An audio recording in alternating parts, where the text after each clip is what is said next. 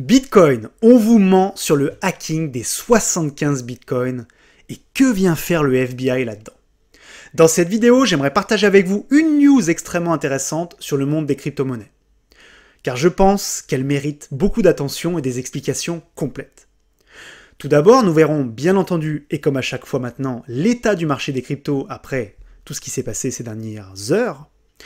Et ensuite, nous parlerons longuement. Nous essayerons de rentrer dans les explications complètes et concrètes sur le fameux hack de 75 bitcoins qui a eu lieu récemment, hier précisément, avec de nouvelles informations très importantes qui ont été partagées aujourd'hui.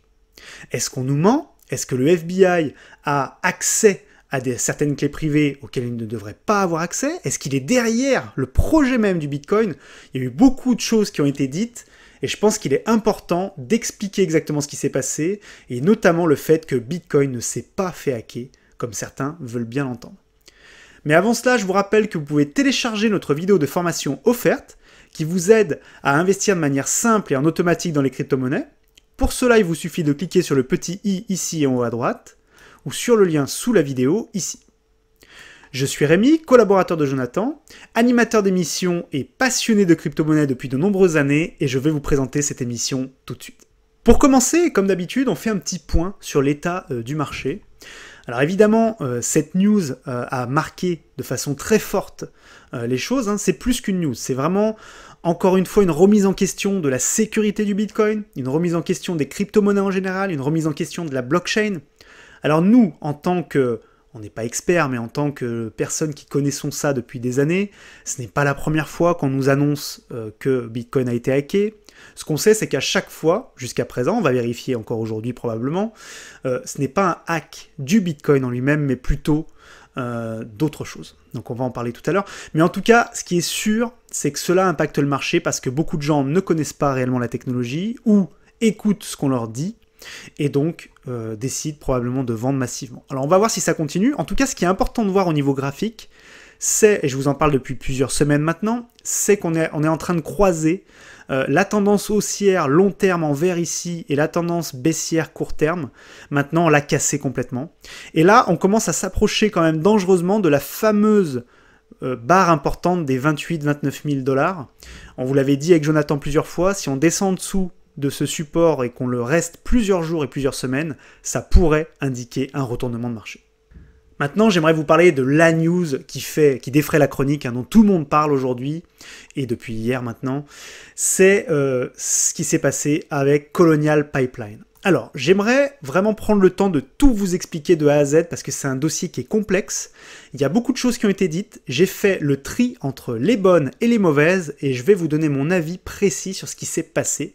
Et vous allez voir que ce n'est pas trop tout ce qu'on a entendu en tout cas. Alors déjà, premièrement, Colonial Pipeline, c'est quoi? Colonial Pipeline, c'est une entreprise américaine qui a pour but, comme vous pouvez le voir à l'écran, de transporter des hydrocarbures de Houston, au Texas, jusqu'au port de New York. C'est un point névralgique, c'est quelque chose d'extrêmement important et qui sort bien entendu de toutes les technologies blockchain, ça n'a vraiment rien à voir avec ça à la base.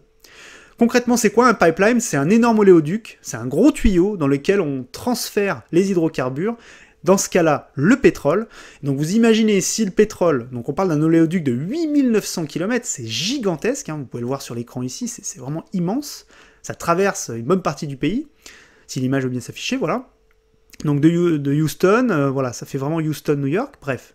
C'est vraiment immense. Et donc cette société, son but, c'est de faire en sorte que cette infrastructure fonctionne, qu'on puisse transférer rapidement le pétrole d'un point A à un point B pour pouvoir fournir les entreprises et les particuliers qui ont besoin de ce pétrole. On dit que c'est le plus important pipeline de produits pétroliers raffinés aux États-Unis, donc c'est monstrueux. Vous imaginez si ce pipeline ne fonctionne plus, on a immédiatement des pénuries de pétrole, des pénuries de différents hydrocarbures, c'est catastrophique. Et donc cette entreprise, on lui a demandé une rançon. Qu'est-ce qui s'est passé? Des hackers se sont infiltrés dans leur système informatique, qui n'a pour l'instant rien à voir avec Bitcoin, qu'on soit bien clair, on n'est vraiment pas dans Bitcoin et dans la blockchain, on est dans le système informatique de l'entreprise Colonial Pipeline, et ces hackers ont dit, voilà, si vous ne nous donnez pas 75 Bitcoins sur telle adresse, dans un délai très court, nous vous empêchons de faire fonctionner le pipeline, nous allons tout bloquer les systèmes informatiques, C'est d'ailleurs ce qui s'est passé, ils ont vraiment mis à mal le système informatique de cette entreprise, et leur ont dit, c'est maintenant, vous devez nous payer tout de suite 75 bitcoins. Et donc, qu'est-ce qui s'est passé? L'entreprise, voyant ça, voyant qu'elle était complètement bloquée, ce qu'on appelle un ransomware, c'est-à-dire un logiciel rançon, pour faire simple, c'est vraiment un logiciel qui va bloquer tous vos systèmes informatiques si vous ne faites pas ce que le hacker vous demande. Et c'est exactement ce qui s'est passé. Donc, qu'est-ce qu'a décidé l'entreprise? Elle a décidé deux choses. Premièrement, elle a fourni les 75 bitcoins au hacker, à l'adresse demandée.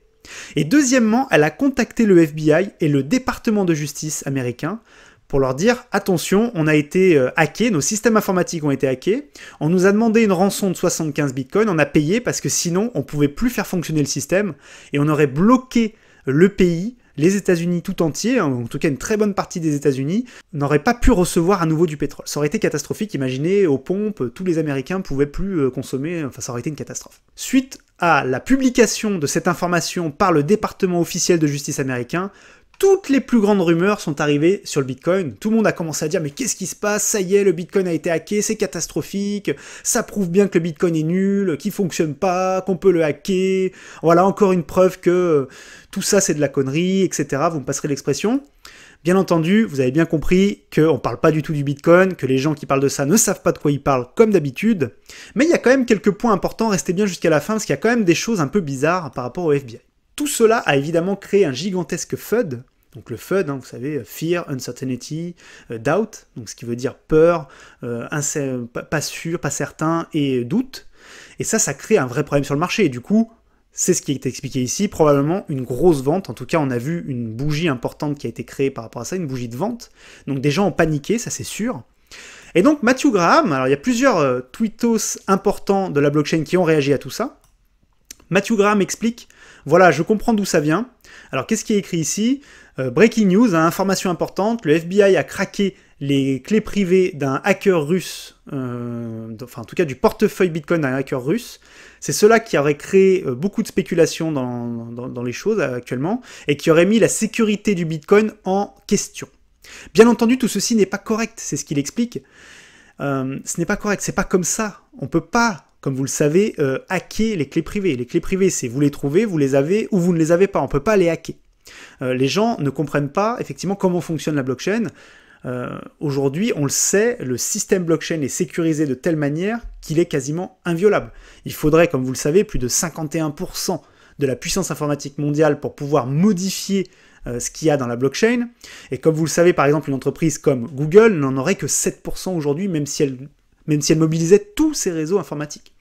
Donc on sait que c'est pas possible. En réalité, ce qui s'est passé, c'est qu'il y a une rançon qui a été demandée, et elle a été payée. Et par contre, les autorités, grâce à la blockchain, ont suivi les bitcoins qui ont été déposés sur ce compte bitcoin, sur ce portefeuille, et grâce à ça, ont pu mettre la main sur les hackers. Alors, point important, ils n'ont pas mis la main sur les hackers parce qu'ils avaient accès à la clé privée, mais parce que ces gens ont voulu sortir les bitcoins, les sortir en euros, en dollars, en roubles, en une monnaie fiat, une monnaie traditionnelle.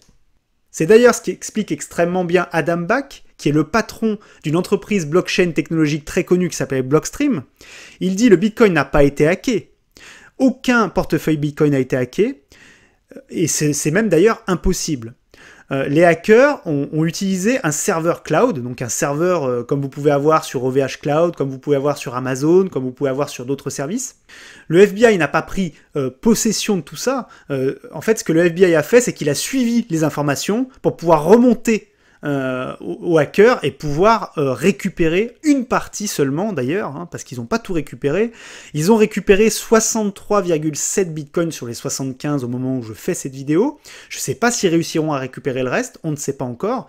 Voilà, on est encore sur quelque chose, c'est un peu un film le truc. Alors bien sûr, certains en ont profité, évidemment, de cette news-là pour raconter un petit peu n'importe quoi, comme Andrew M. Bailey, qui a expliqué, donc il vient de Yale, quand même une université très connue aux États-Unis, qui a expliqué que voilà, le FBI a tracé les informations dans les adresses, ce qui a permis de trouver les irrégularités, de trouver l'information. Bien entendu, c'est un peu n'importe quoi, c'est ne pas comprendre comment fonctionne la blockchain. Il y a eu des gens qui ont contre-attaqué, bien entendu, comme Warren Togami, qui est le vice-président de Blockstream, qui a expliqué que c'est pas comme ça que fonctionnait la blockchain, et que c'est pas parce qu'on avait réussi à hacker potentiellement les hacks d'algorithme 256 qu'on aurait trouvé les clés privées. C'est pas comme ça que ça marche, ça ne suffit pas. Encore une fois, on vous l'a dit tout à l'heure, les clés privées, c'est vous les avez ou vous les avez pas. Alors j'ai trouvé d'autres informations extrêmement intéressantes, notamment de Philippe Martin, qui est le CSO de Coinbase, donc il travaille activement sur Coinbase, qui explique qu'il a vu beaucoup de choses qui ont été dites sur ce hack qui ne sont pas vraies. Et donc il a essayé de rétablir la vérité. Premièrement, il a dit que, voilà, il a fait un thread sur Twitter, vous pouvez le voir ici, il a dit que le Coinbase n'était pas la cible de ce qui s'est passé, elle n'a pas reçu la rançon, elle n'a pas reçu même une portion de la rançon, il n'y a aucune preuve qui prouve que les fonds ont été utilisés via un portefeuille Coinbase. En fait, Coinbase n'a absolument rien à voir avec tout ça. Mais il explique que un graphique qui a été partagé par notamment BitQuery montre le mot Coinbase. Mais en fait, ce mot Coinbase ne veut pas décrire la société Coinbase, mais plutôt le concept de wallet. Donc il y a eu vraiment une grosse méprise sur toutes ces informations. Bref, lui ce qu'il explique, et il a des preuves, il montre des preuves avec des liens, d'ailleurs je vous montre pas tout parce que sinon la vidéo durerait 25 minutes, mais il a des preuves qui montrent que Coinbase n'a rien à voir avec ce qui s'est passé. Bien entendu, de toute façon, nous on sait que Coinbase n'a probablement rien à voir avec ça, ils n'ont aucun intérêt à faire ce genre de choses, surtout en ce moment. Je vous rappelle qu'il y a quelques mois, ils ont été introduits en bourse, donc ils ont sûrement pas, c'est pas le moment de jouer avec ce genre de choses. Et nous, on sait très bien que Coinbase est une société sérieuse qui ne fait pas n'importe quoi avec les fonds de ses clients, même si elle a des défauts, bien sûr, mais elle ferait pas ce genre de choses. Bref, cette explication est très intéressante. Il y a eu d'autres points très intéressants, alors ça j'ai adoré. Alors, Jazo Renault a fait un troll. Là, c'est vraiment un troll, c'est une blague, vous allez voir un peu plus tard dans le tweet. Il dit « Le gouvernement US peut accéder à tous les bitcoins depuis que Gavin Andresen a été entendu par la CIA en 2010. Il a d'ailleurs donné la clé d'alerte du réseau Bitcoin que Satoshi venait de lui confier. Voilà comment les bitcoins du hack ont été récupérés. » Bien sûr, c'est une blague, il explique plus tard. C'est ce que je dirais si j'avais un demi-cerveau et que je voulais surfer sur la FUD, sur la peur ambiante. Et bien entendu, certains l'ont fait, aux États-Unis notamment. On voit Mr. Well qui a profité également de cette situation pour faire des retweets, pour faire du partage. Alors il y a Dame Watts qui dit « J'ai eu si peur, il croyait que Jazaranote avait pété un câble ». C'est un pro-bitcoiner très connu. Bref, tout ça pour vous dire attention. Il y a eu d'autres choses qui ont été intéressantes. Alors effectivement, les États-Unis ont bien récupéré pour environ pour plusieurs millions de dollars suite à cette rançon, donc c'est intéressant. Et d'ailleurs, il y a un autre point par contre qui est peut-être moins intéressant pour nous, c'est qu'évidemment, ce genre de choses, ça nous aide pas. Parce que les gouvernements, comme vous le savez, se posent de plus en plus la question de la régulation.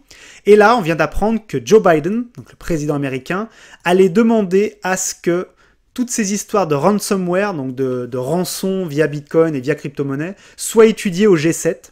Le G7, c'est un groupement des plus grands pays, donc des pays les plus riches, dont la France fait partie d'ailleurs, qui se regroupent régulièrement, tous les ans, tous les 2 ans, tous les 3 ans, pour parler des sujets importants à régler dans le monde. Et ce sujet va être mis sur la table. Biden parle pas souvent des crypto-monnaies et du Bitcoin, mais il a dit que là, il fallait vraiment que quelque chose soit mis en place.